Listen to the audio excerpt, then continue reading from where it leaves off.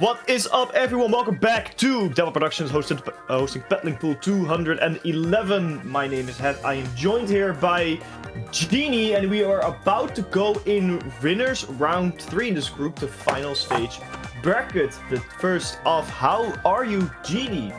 I am doing great. I am here, not on time, but I am here.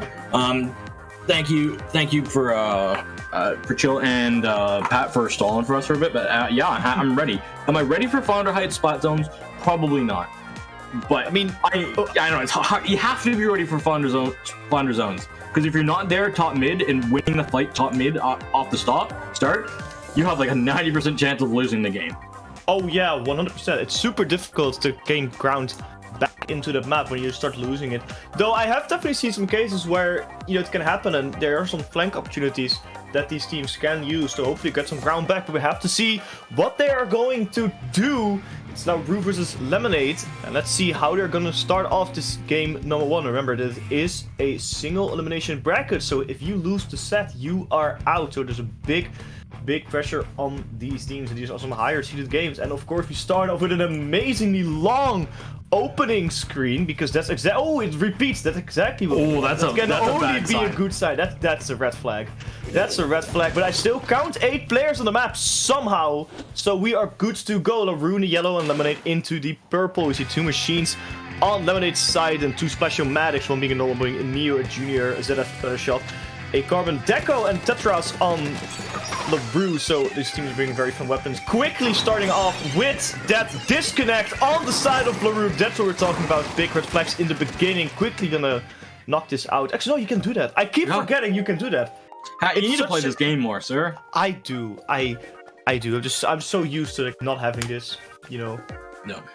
I'm still like that's like the one thing I'm still used to. It's like, oh, you have to just casually knock out. Because we've been saying this for like 4 years. It's longer probably. Yeah, we've also been saying that we want dedicated servers for like almost 7 years now, but that's because Nintendo was like, oh, but we can keep this game up forever now because we don't have to pay for anything. Yeah. And then they shut down all the 3DS services, but that's a different story. Yeah. Looking at the compositions that we did have, I like LaRue's comp coming into the zone. I do too. Junior, honestly, in my opinion, has some utility on this map mode combination.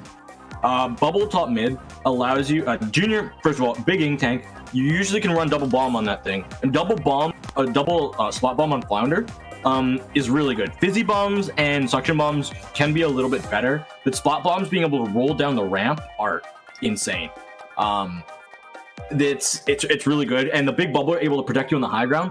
There's very few high grounds if you can get your charger into that big bubbler that you can like challenge that charger without investing a special. You can also defend the ramp, but you have the bubbler. Yeah. If you set it up there and you can defend the ramp because you can stand inside of it. I've also seen people just dump it into the enemy zone just to prevent any sort of attack in general, because it's just a bubbler in your area. So I find this weapon picks interesting. Of course, the Carbon Deco as well. That thing on Flounder Heights is an absolute nightmare if the Carbon Deco knows how to play well. Starting off with the same strategy from Lemonade, quickly throwing out the Tri-Strike to get some extra ground onto LaRue's zone. It's going to help him a lot because the charge is also down. It's a 3-man starting point on LaRue, but 2 players went down for Lemonade. That's a third. It's just a machine up on the field, and I don't think they're going to defend the zone for much longer, as LaRue's the first one to start scoring points. Yeah, this is where the big bubble position can come in so clutch. Where is the Lemonade going to be able to come back in? Or sorry, LaRue. Did we swap I think we swapped the colors around again, but that's a-okay. The zones are just kind of being neutral, but I'm worried about the carbon touches. If they go down without taking out too much with them, that could start to see be in a dangerous position. Yeah, definitely. The zone is still neutralized though, so somehow I'm gonna go purple yellow because I don't know. It's LaRue's the purple, the yellow one, right? Because I think it's wrong on the top left. Yeah, I'll get this then in a second. Don't worry. Yeah, the zones are just still being neutralized. The machines in zone being able to throw their booyah bombs plus their fizzies across is really good. The only thing that they really struggle against is Tri-Strikes, and only having the Z-Fry, which is not known to get all Ooh, whole bunch of another those out disconnect. like really quickly. This game will have to continue because that's the second disconnect of the match. Yep, so that's unfortunate. That's actually unfortunate for LaRue. That's LaRue that disconnected the first game as well. So LaRue is in the purple. Then they... Right? No, I'm so confused. No, this is Lemonade. Yeah, Lemonade had the disconnect. We have the colors right now. The colors were long before. Now I've looked at the chat. Okay, Boom. no. Easy. Okay, easy claps. Lemonade. 4-4 Lemonade. Yeah, and they're gonna have to play this one out. Which is unfortunate for them that this game will... They're gonna have it. Ooh. Well, that's a dub for LaRue. Yeah. That's unfortunate because Lemonade was actually doing quite well in the beginning. They had a first cap on the zone, they're scoring some good points. Yeah. That's unfortunate that they lost. That they lost the player again. That's a quick 1-0. But it's couch picks. That's a couch pick, so they have to reverse. You just have to reverse sweep this. It's fine. Yeah, it's best of 3. It's fine. It's fine. Best of 3. You can still reverse sweep it. That was the second match in a row that they disconnected. The first one they had to use a disconnect because the match had kind of already started. So yeah, LaRue will be taking that one. Oh my. The hosts. I think okay. Swap the host. Okay, good. I was thinking, did we just crash in the private battle area? That would have been so funny. While we are on this topic, do you have any good counterpicking ideas? Do you think to go with a Tetra's carbon comp? Because honestly, I think they would have worked pretty well. Definitely the carbon on Flounder Heights. Do you have anything that might stick out? Flounder Heights, I think, was the for the carbon world. I think Flounder Heights was definitely the optimal map. So I don't think they're gonna be doing much else. I would like to say Manta Maria because of the insane amount of open space. The Splash-O-Matic can actually have some troubles against Tetra dualies because it can just move around so much. So maybe something like Clamlitz on Manta Maria would be an interesting pick. The Carbon might have a little bit of a more difficult time though because there isn't as much flanking that they can do. Considering they still have an Insuka and it's a giant open space, they can definitely put some interesting work in. But remember, you still have to fight against 2 machines or two sloshing machines. So that's gonna make it a little bit more difficult depending on. I like count setup. I like your Manta Maria pick because the junior can go off and paint around for the charger. Charger's got areas on the top mid. I would probably swap it over to zones. Carbon can take control of bunker, and Heads are kind of enjoy it there. It is a newer map, so I think teams might stray away from it. I mean, you say it's a newer map. If you're playing it for super long, and Splatoon 3 it does have a different Splatoon 2. I think it's definitely a lot of strategies are still being able to be carried over. No, zones is completely different because instead of having K-Tech where we spam missiles, we have Splash where we spam crabs. Yeah, which has a counterplay in the tri-strike usage. So they actually. That's fair. The zones is definitely different. There's some other maps that I played for myself. I didn't see a humongous amount of difference. It still has its variation, of course. It's not exactly one-to-one because a lot of with different specials, different kits as well. But I feel like some base kind of movement strategies, those can be very easy replicated. And we have been experiencing a lot of Tetras already in like some later stages of Splatoon 2 where people have picked them up. Look at Orion for an example. They've been playing Tetras for literally ages and been destroying people with them for ages. So Tetris doesn't even have a different kit. It just kind of evolved with the game. Both Tetras that were good had Auto Bomb, which I will call Chicken because I always call it Chicken. And Splashdown that you can't super jump with, but goes in a straight line that has a cool inflatable shark, otherwise known as Reef Slider. So I don't know. It's still just a you die special, but Reef Slider's actually been getting more value now because of its extra ending lag at the end. So if you're a Tetra user that doesn't have I was gonna say, Tetra users don't even have to be laggy. People in this game are just laggy. All of us are laggy. Yes, even you. I'm looking at you right now. If you were watching the stream right now, if I was to play against you, you would call me laggy. You'd call Hat laggy. And we would also call you laggy. It's not your fault. It's not our fault. You could have the best internet in the world. We could all be in the same room, but because of how this game has people connect to each other, it's laggy. bro. Oh, 100%. Bro, I could be in the same room as you, and if I'm not in wired hard mode LAN, like set up by like professional LAN mode experts. Have you ever played an official Nintendo tournament? Even there, we had issues. Bro, they don't even use the right LAN setup. Yeah, I know. It's so funny. They just go to the show and hit the buttons. Yeah. Yeah, we are all lag. So anyway, with that, Tetras actually are get back to my point. Tetras are able to live because they have invincibility, and the fact that they're a Tetras, they can roll away. So if they use the Reef Slider in a good spot where they can escape within 2 rolls, or at least 1 roll, it's good. But the risk is that you use your Reef Slider close to a wall, which then the other people can hide from your Reef Slider from, because you still have to have LOS of the center part. Yep, that's very true. Yep.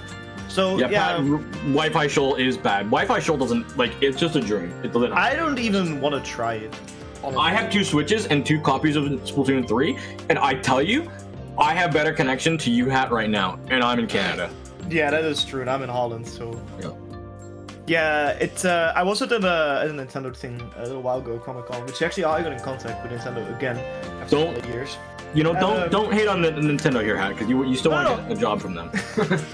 That's very true. No, the people were very nice, but we were just having that Splatoon 3 like demo where you could play a couple games, and it was really funny because I was playing Tetra Duelies, and because the lag was getting quite bad, like for half a second, you could just do so much, and because it was a bit of like, okay, but I play this game more than 90% people there, so I was absolutely shredding because it's like an extra rank failure versus a C-.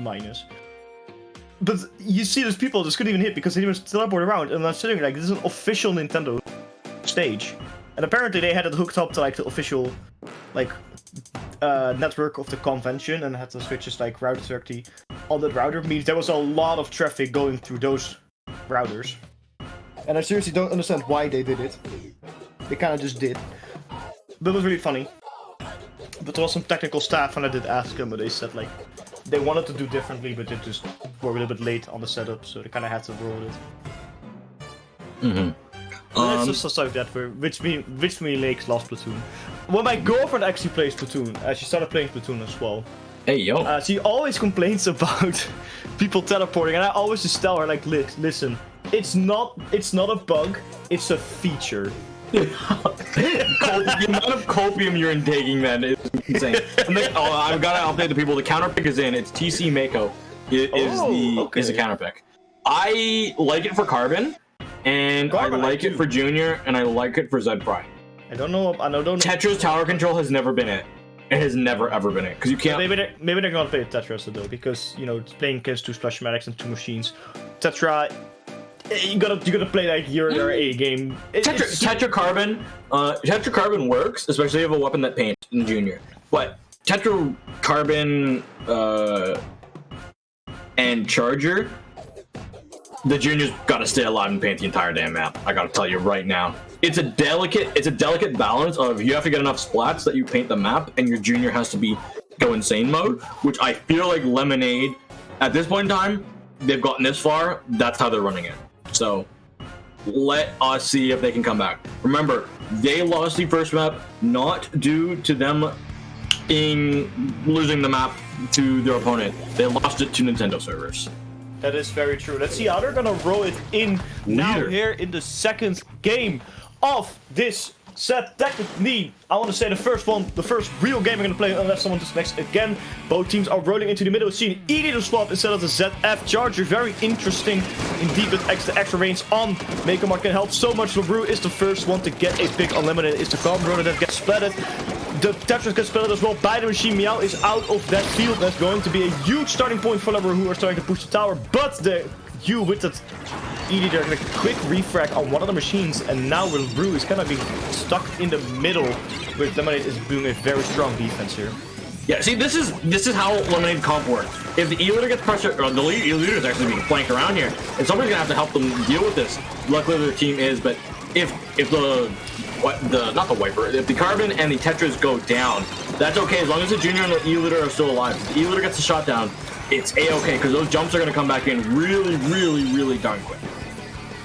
Yeah, definitely. You see the tower being pushed here by Lemonade now. They're about to break the first checkpoint. As they break the first checkpoint, a couple players from LaRue are approaching the tower, and 2 players go down from it quite quickly here. It's just the Comrade and an Either alive. That's not enough to push the tower against four managing players from LaRue. They've also gone quite far in the tournament now, looking to get this win on their hands so they can advance even further. They don't have to lead with only 1.5 minutes-ish out of this game. Anything can still happen. Yeah, anything can happen. The first checkpoint being gone for Lemonade is really good. They're in a fine situation. Their way back in now is just pure mechanical skill. They don't really have any great specials to go in. Those bombs, those snipes, any burst bomb combos that they can find with the Carbon, or just Tetris going off. But at the moment, Carbon going down, we're probably going to see LaRue push a little bit forward. But as soon as you get sniped out like that, you know the push is going to be put on a little bit of a hiatus. Yeah, we do see the trades, so at least sort of trades over refract because you get spelled there as well. And that's gonna hold Lemonade back a little bit from doing a counter push, and that's giving LaRue the opportunity to push again. Crab Tank coming out from LaRue onto the tower and is going to help them break through that first checkpoint. The Crab Tank is about to run out though. So looking at the Tetra dudes in the middle from Meow, they are surviving still, and all those bombs coming at them. The first checkpoint has not been broken. It's only halfway. I thought it was broken because the was done. It's only halfway broken. That's gonna stink for LaRue because they have to do the entire checkpoint again of time. That's gonna be super annoying for them. The Ink Trisuka coming out, trying to get a splat on LaRue, trying to weaken them a little bit so that Lemonade can start pushing again. Carver going in, gets a hit, gets 2 hits, gets 3 hits. At least it looks like 3 hits. How did Cappy not get splatted there? That's crazy. I can quote my teammate who does play Carbon Roller. Carbon Roller is not the same weapon as it was in Splatoon 1. It is a wet pool noodle when you try and slap somebody. Yeah, Pool noodle will do more damage, bro. I played some car myself actually for a little bit because I thought it was pretty funny. I completely agree with the statement. It is horrible. This game hit registration. It does have its limits. Checkpoint has finally been broken forward and they've gotten the lead. Crab Tank is now on the way. And that is going to sting for Lemonade. A splat on Meow. That is very strong. Buibam also coming out from Cappy. The Bubbler is set up as a defensive tool and it does help pushing the players from LaRue off the tower, even though those jumps getting on the tower themselves. They finally get some tower points, or finally get the tower touched so it can move back to the middle. The Carburetor ran in, but got splattered quite quickly by LaRue. Lemonade is still not winning though, and they have about 1.5 minutes left to start pushing. Cool 52. Cool Cat's on that left side. I think they could be able to at least go around, maybe find the leader or the junior. Oh, gets called out by the leader. I think they might have just like a slightly clear a misplay in the movement. I know I have like the Either had to have seen them because there's no way that you just cleared up with a random stray shot. I mean, it does happen from time to time. I think they're definitely called out. Bubbler now onto the tower. It does go down more quickly, but that's gonna help Lemonade to push quite far here. They're getting towards the lead mark. Can they get the lead? Yes, they can. They have been taking the lead with about 1 minute left onto the clock, and this is gonna swap this entire game around for LaRue. Tetra is going in. Meow doesn't get a splat, but that's some distraction on 2 players down for Lemonade. 1 player down for LaRue. The checkpoint has been broken. No, it hasn't been broken. It was so close. Down to 2. All the way down to 2. That's gonna sting though, but they still can do it, LaRue. They have the opportunity here to start pushing that tower. They have to be careful. They only have 30 seconds left. That's not a whole lot of time, and they have to get it all the way to 32 to win. It's not breaking a checkpoint necessarily, but it's still a big push against this lower part. I think the area between the first checkpoint and the second checkpoint is one of the most difficult areas to push in Mako Mart. It's gonna show here for LaRue. See how they handle it. Meow going in with the Tetra duties. It's a 3v3 scenario, fighting against the Crab Tank. Gets the Crab Tanks, gets refragged though by Tungster. Tungster now onto the tower. You looking at the miss the shot of the E-leader. Can they get on spot? Yes, they can here alive. But I think the Wavebreaker got them. Carburetor jumped to the tower to secure that game for Lemonade. LaRue threw everything they had at this, but Lemonade just showed they were a bit stronger. It could have been a 2-0 if Lemonade had it at the first disconnection. That means they have to force it to game number 3. Honestly, if Lemonade played like that in game 1, I feel like this series would be a 2-0. So LaRue, they gotta feel a little bit lucky that they got this. But now, counter pick time. You want to go to a map that Carbon Tetras do not enjoy. But choosing Carbon, a weakness between Carbon Tetras and E-Leader, I don't know if that map exists. You could say something like Ito Alley, but that's something the E-Leader would enjoy because long straights. I mean, Eelder can have fun there, but Zedfry owns the Eel Tail Alley. Yeah, exactly. Against that, and also like Carbon enjoys it. Trizuka enjoys it. It's I don't know. It's hard. You can't. I don't think there's a map that exists that all through like you hit all 3 weaknesses of those weapons. That's gonna be something far-fetched for sure. You know, we have some good matches. Maybe they can go wild, go scorch, because those are maps that the Splash Mags and the machines also enjoy due to the height differences and the fact there's a lot of cover for those weapons to shine. It does help the Carbon Roller and the Tetris as well. Chargers also have some open areas, but they kind of have to fight their way to the middle to really take the biggest advantage of them. Hacklefish Market has some space as well, I think. It has the flanks that both teams can very much enjoy, but I think the Carbon Roller is going to have a fun time there if they get some proper flanks in. Undertow Spillway might be a good one. That is a very strong charger map, but... I don't even know if you want to take them there. Like, the only thing that I can think of is maybe Mincemeat, Rainmaker, but the pick is going to be Brinewater Zones. Man, I love Splatzones. That's... interesting. No, so from my talk of... from talking to Funky Eevee back on my podcast days, Funky Eevee, who is a Carbon player, they have a Tetra players on their team, and they had a Charger player on their team. They picked Brinewater because it favored the Tetras, Carbon, and Charger. So, if Funky Eevee is correct, this is probably the worst counter pick you possibly could have thought. Because you think that Carbon doesn't like it here, but Carbon has a field day. Has an absolute field day. This is such a flat map, flat wide open, but Carbon enjoys it. Same with Tetris. In Leader, there's nowhere to hide. Yeah, I don't understand this one either. I thought, you know, maybe they could have picked... They could have literally picked any other map. It probably would have been better. Even Inkblot, it probably would have been better. Yeah, Inkblot would have been better. Literally, Inkblot, it would have been better. Even Mai would have been better, to be honest, than this. Mai Zones, I think, would have been a better pick, even though it's also very much flat. That map changes. That map goes from Carbon Roller Heaven to Hill's Nightmare for Carbon Roller. For my experience, I don't like Carbon at all in the second half of my Resort. So the Brinewater pick is very interesting, but maybe LaRue has some kind of master plan that we don't know about, because we've only seen him play one comp, and they can definitely switch it up to something else if they really wanted to. Yeah. And yeah, that's Lemonade coming up with a comp that they've been rocking so far. And the further down you go, the more splashes you will have. LaRue coming up with that triple splash crab tank. My goodness, this combo is going to be something else. It's always fun to see the triple splash medic. It's a basic combination, but it has proven to be getting a little bit weaker over time because people have found counter picks and people have found ways to play around it, such as here and a bubbler on Brinewater Springs. Lemonade is the first team to score to take the zone and score some good points, pushing it all the way to 74. A couple players went down for LaRue though, for Lemonade though, meaning LaRue can finally start pushing on those points. They push it either way as well with the crab tank, but it either now has their special ready. Same with the machine. The Booyah is ready. And that's going to be a little bit of a hassle for Lemonade to deal with. They have to leave now the group. But it is time for Lemonade to push in as Meow gets splatted super quickly. Losing your Tetris there, that's going to hurt for Lemonade. That's going to lose them a lot of time. That Zuka's going to hurt even more though. It gets 2 with 1 shot. And it's going to force the Booyah Bump down. The Reslider's coming in. Can they find the machine? They'll force a jump out, and that'll be an effective wipeout. Lemonade comes running back into the zone with just a couple specials. It's okay if you lose your Tetris in that scenario, huh? They have quick respawn. They'll be back in 2 seconds. That is still true, but still some time for LaRue to group up again and start getting some more special, because I had to use special on this, but now Lemonade is the team that's really pushing into LaRue. They have the zone. Now they got rid of their penalties, so now they can start pushing, or they got rid of the penalty, they can push for the big points. The zone is still in their hands, they're only a couple ticks away from getting the lead. It's 2v2 scenarios, a couple players went down, the lead is now swapped to Lemonade. LaRue being pushed back a little bit, waiting to get the specials. They start pushing in with this Carbon Roller is going to be super annoying there.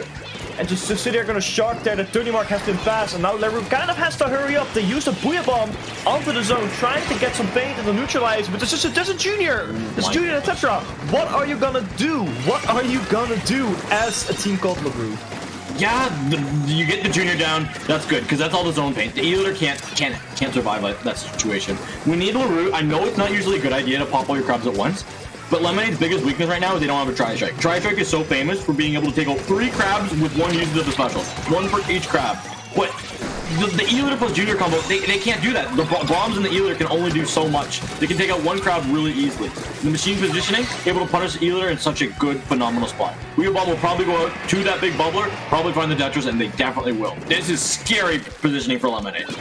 Yeah, Cappy got a triple strike there. Now that's a very late wipe on the side of LaRue. Make that 2 players down again. Meow and Hizuki getting splatted. Now the crab tank is coming out. It's only a couple ticks left for LaRue until they get the lead. The lead's gonna swap any second now. Yes, it has been. And now they're going for that knockout. Lemon has to go in super fast. They are into the zone. Gonna do it. Junior got to put a bubbler down, but the zone has been captured by the Tetras. Crazy plays. Treasure coming out, get a splat with the help of their teammate E-Leader. I thought it was done for a second, but no, Lemonade is still in this trying to win. I completely thought it was done. Lemonade's gonna start get the carbon to go in there a little bit further. They won't be able to find anything. Cappy is able to punish it. Tetris gone. Now it's the E-Liter Junior combo. They're able to hold on in the zone for a little bit longer. What shots can the E-Liter find? Every miss is another opportunity. LaRue will get just a little bit closer. If Wheel Bomb finds any of those landings, this will be devastating. Tetris are gone again. Zone under contested. E-Liter cannot fall here. Lemonade, again, their Junior's going so hard being able to keep the zone under their control, because that's their penalty going down and not LaRue's penalty going down. Yeah, definitely. Lemonade needs a penalty to go down because they have quite some ways to go for that lead. A very good shot from E-Liter on Alexis. It's gonna hurt him in the longer run because that means more penalty points can be ticked down for Lemonade. And the second that penalty drops, those points are gonna start running in fast. Now Cappy is going in with the machine. Some special burst bombs also to neutralize the zone. It's gonna be fine in the zone now. Lemonade captures it again, neutralized by LaRue. It's going back and forth, left and right. This zone is going all over the place. Purple, yellow, purple, yellow. Good shot from you again onto Alexis. The Brave Bacon now comes out. Leo going in so deep. Getting a splat. They're getting a splat on Cappy, but now the machine. I lost my words. Bro, I wish I had that much basic control when I played Leader, bro. Uncontested shots for a minute. Uncontested. Nobody was looking at them. That's just having a good chaotic team in front of you. And Lemonade able to come out with some DC issues, dropping the first game in this best of 3 due to Nintendo servers, coming out with the clutch 2-map comeback. And on a counter pick. On a counter pick format. They just didn't care. They literally decided, oh, we don't care. We're just gonna win it casually. But Triple Crab is dead, everybody. Everybody find yourself a Carbon Junior player and a whatever the weapon, the Tetris. And we all have that one person that's on your bench of your team that plays E-Liter. We all have that person. They always complain.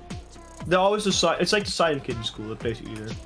Yeah. Hey, I play E-Liter. That's why I'm commentating, because I'm benched. Perma benched. Yeah, that's a move. That's definitely a move. They have a very strong games there from Lemonade. I don't think a lot of people expected Lemonade to win, especially after LaRue pulled out that composition. But like I said, you uncontested with an E-Liter didn't care. I want to give a shout at the end to Meow, just going in and being super distracting. They had 2 players just fighting them.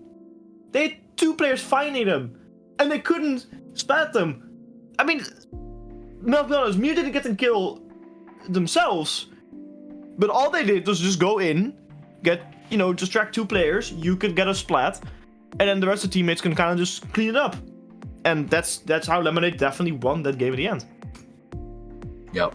But with that, that's gonna be the end of our what is this? Winners? It's not winners round. Winners round. Because we're single elimination. This is round 3. We got semifinals coming up after this. I don't know which side of the bracket we're gonna be watching, but exclamation mark bracket in the chat will be where you can find those matches. And with that hat, I think we'll end off our round 3. You good with that? I'm very good with that, yeah. All right. See you guys after the break.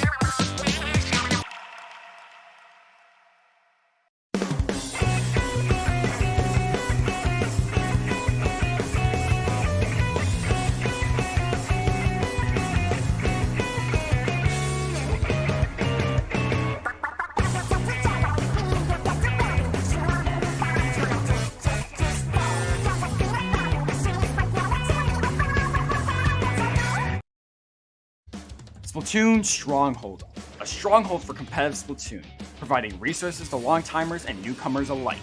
If you're new to the competitive scene or still figuring out how to join, we have a getting started guide and plenty of other resources to help you in your journey. If you are a seasoned veteran, we still have plenty to offer. You can find and join tournaments as well as participate in our Captain Forum and find free agents and teams. Our mission is to make competitive Splatoon easily accessible to everyone. So what are you waiting for? Join the Splatoon Stronghold today!